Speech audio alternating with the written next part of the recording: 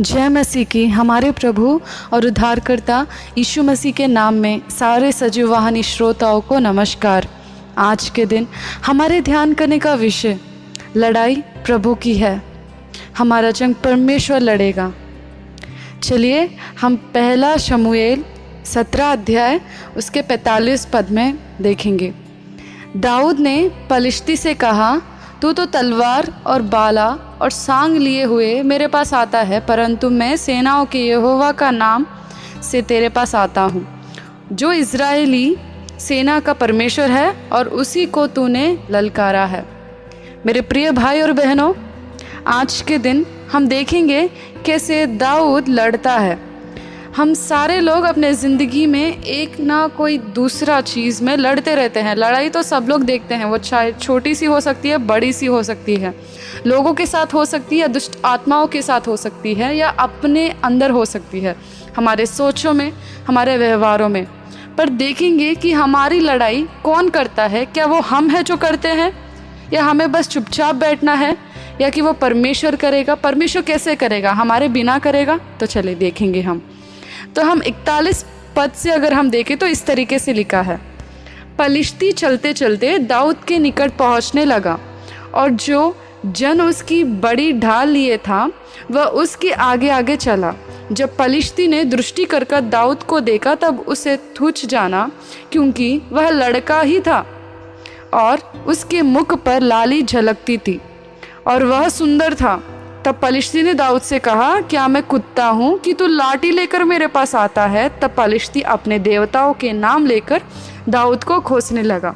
चलिए इधर हम थोड़ा विराम लेते हैं और सोचते हैं कि क्या बोलता है परमेश्वर। जब पलिश्ती चलते चलते दाऊद के पास आया तो वो बड़ा सा ढाल लेके आया, पर जब उसने दाऊद को देखा कि वो बहुत छोटा है और सुंदर है, पर उसके पास केवल एक लकड़ी जैसा था।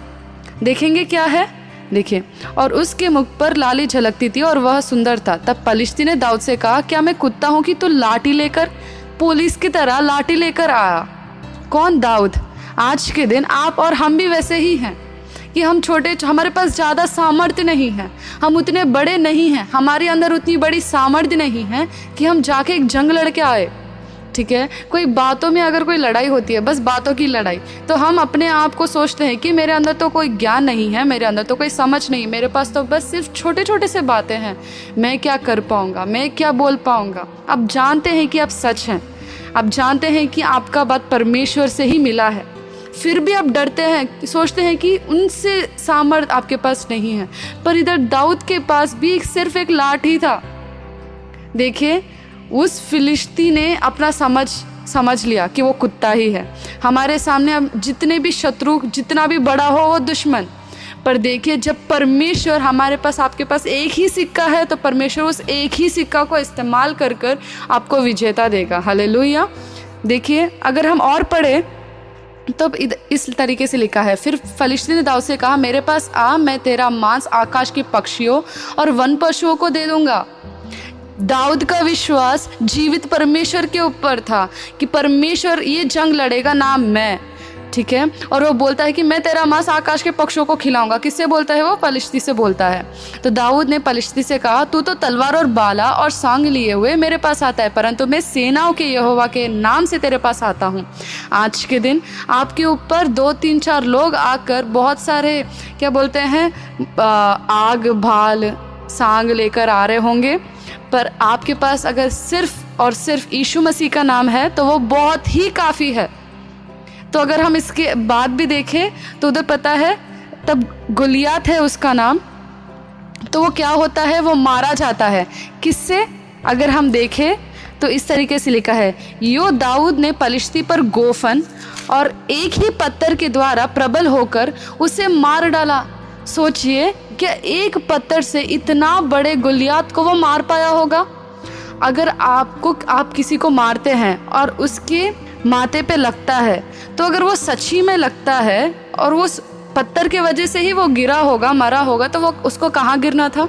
उसको पीछे गिरना था। पर देखिए वचन में क्या लिखा है, फिर दाऊद ने अपनी थैली में हाथ डालकर उसमें से एक पत्थर निकाला और उसे गोफन में रखकर पलिश्ती के माथे पर ऐसा मारा कि पत्थर उसके माथे के भीतर घुस गया और वह भूमि पर मुंह के बल गिर पड़ा।